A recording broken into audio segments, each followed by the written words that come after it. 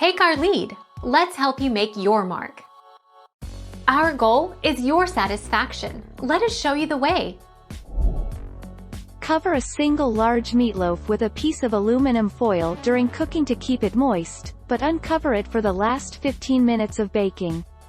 Meatloaf is highly suited to being either frozen raw for cooking later or cooked and frozen to reheat.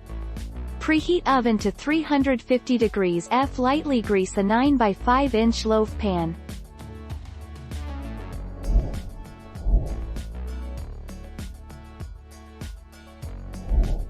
Take our lead. A 2-pound meatloaf will reliably cook in about an hour. Try not to overcook or the meat will start getting tough and crumbly.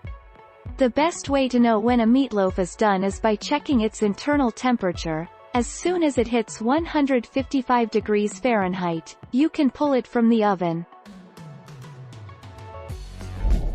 Thank you for watching. Please subscribe and hit the bell notification.